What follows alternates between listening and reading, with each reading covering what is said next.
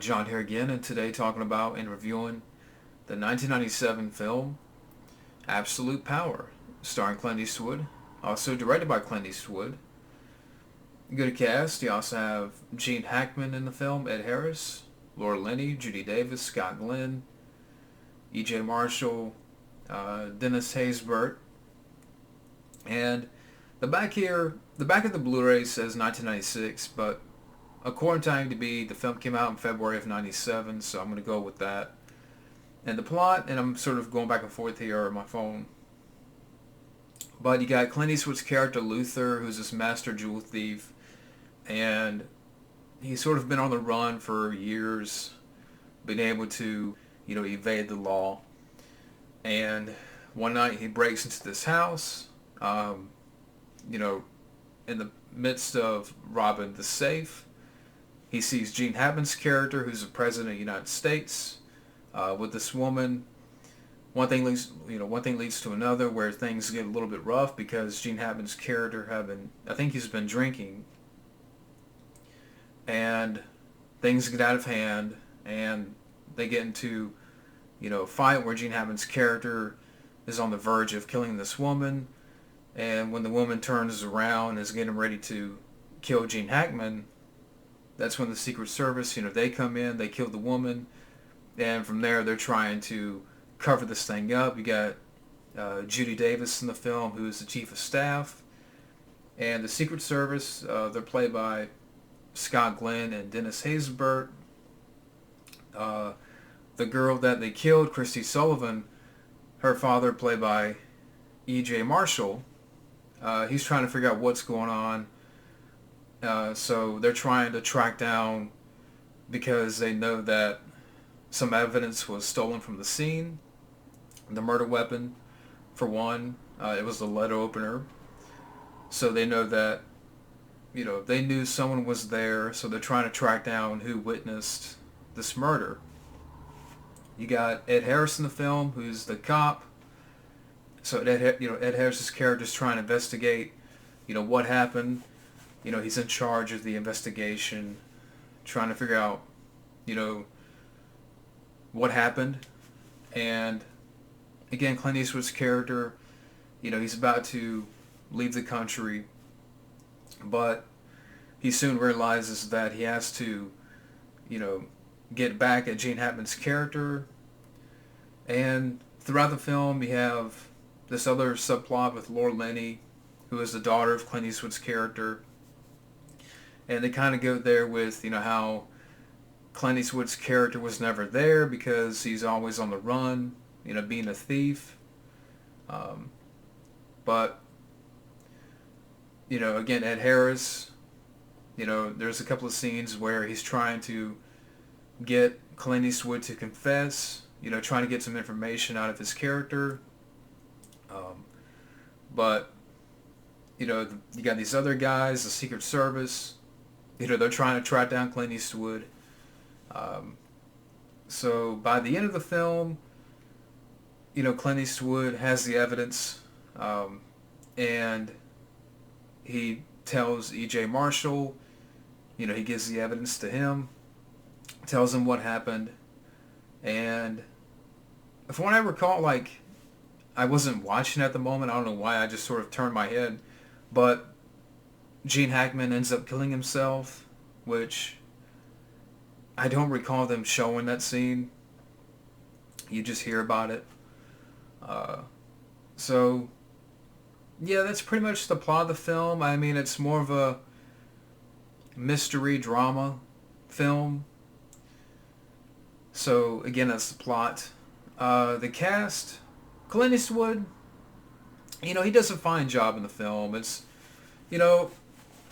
I wouldn't say, this is not, my favorite Clint Eastwood film. This is not my favorite Clint Eastwood performance. But I thought he did a fine job in the film, playing this jewel thief. A different character for Eastwood.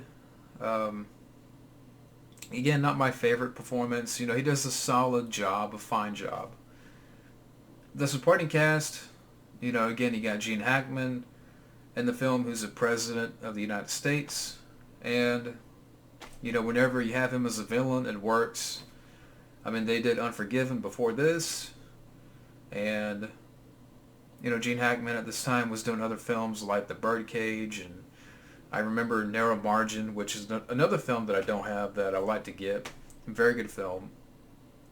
I miss Gene Hackman. I think he's retired by now, but it'll be cool to see him one more time. Gene Hackman. Have a swan song. But I miss Gene Hackman. Great actor. And I make it seem like he's gone, but he's still around. Thank God. But he's such a great actor.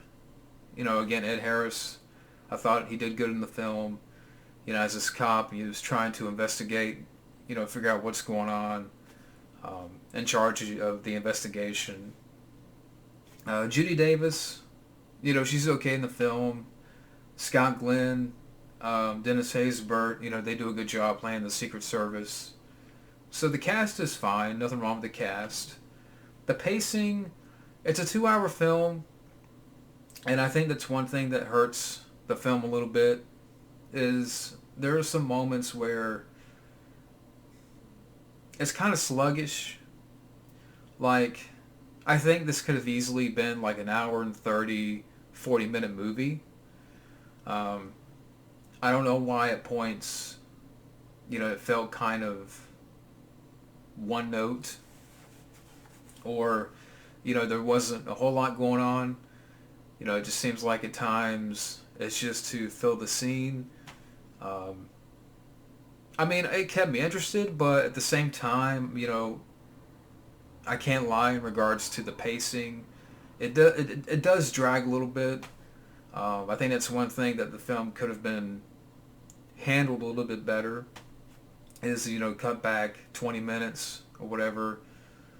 It could have been easily an hour, 30, 40-minute movie. So you could have cut some scenes out. I mean, if you're expecting action, there's not much action in this film. Maybe in one scene where, they set up a meeting with Clint Eastwood's character and his daughter, and you got the Secret Service, they're scoping on Clint Eastwood. You got E.J. Marshall's hired hand. They're trying to, they're aiming their weapons, their rifles at Clint Eastwood, trying to kill his character, but that's the most action you're going to get out of this film. I mean, it's not an action movie. Again, it's more of a mystery drama, crime flick. Let's see.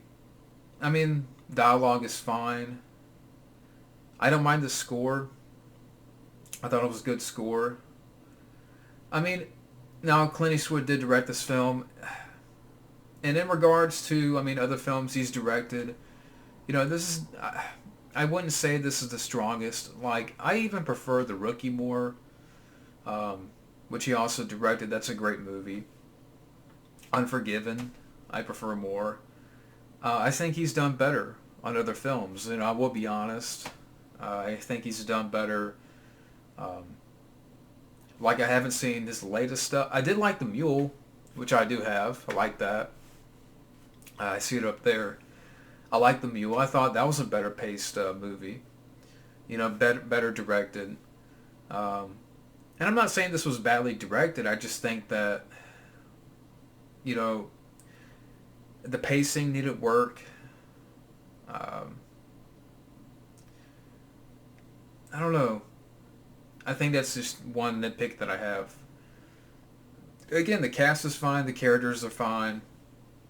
And maybe I would have liked to have seen Gene Hackman's comeuppance. Because, again, towards the end, I sort of wasn't watching. But I remember hearing, Gene Hackman, his character killed himself with a knife or, whatever. So unless I'm wrong, but they don't show Gene Hackman's death. So I wonder, that should have been one thing that, maybe we could have seen Gene Hackman's comeuppance.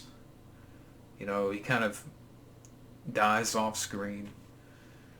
I was trying to think what else I could mention. But again, in regards to Clint Eastwood's work as a director, I think he's done better, and this is definitely, again, not his strongest, but it's a well shot movie. Um, I think Eastwood does a good job directing, but I think he could have scaled back on the runtime. Again, he could have easily cut out 20, 30 minutes, and maybe this should have, this film right here should have been more like a thriller, suspense. I mean, there's a couple of moments of suspense, but you know, at the same time, it's more it is a mystery film, and there's drama, but maybe it could have used more thrills.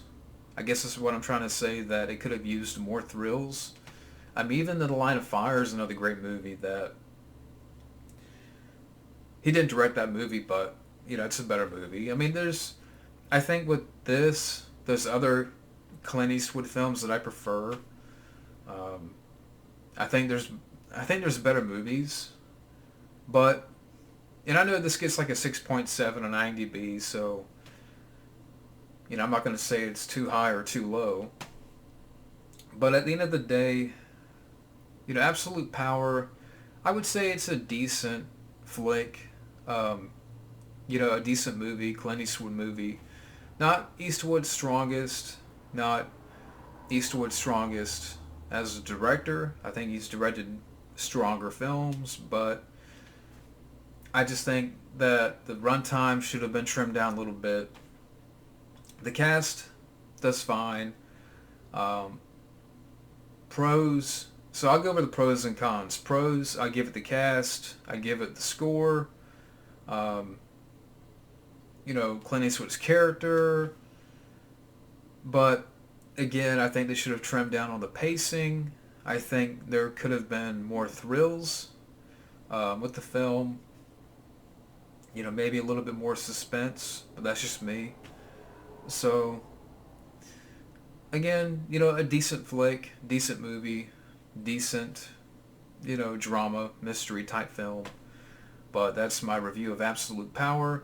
And I guess I can look up the box office, because I didn't even think about the box office. Let's see what we can get. Well, here's some trivia for you, so let me add some trivia to that.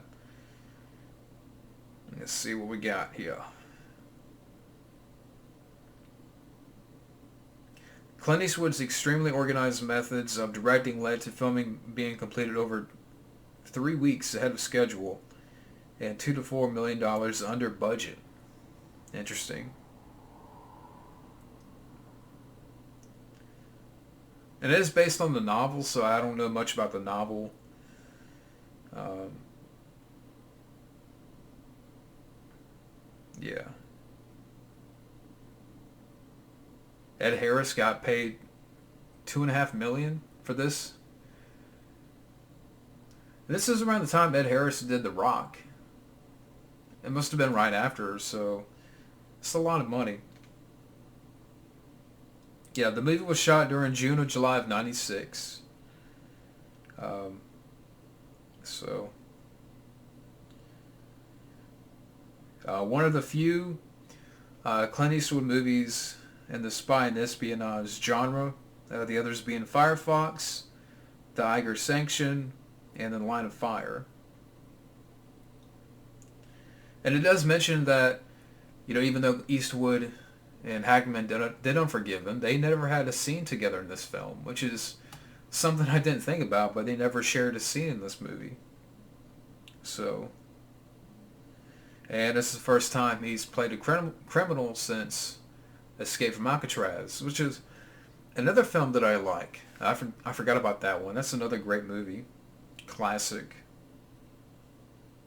So, this was Clint Eastwood's 19th film as a director. I'm just sort of skimming through trivia here. Let's see here. What else we got?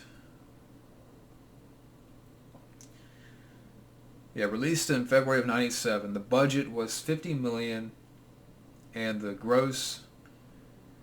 domestic gross was 50. So I guess it broke even when it came out.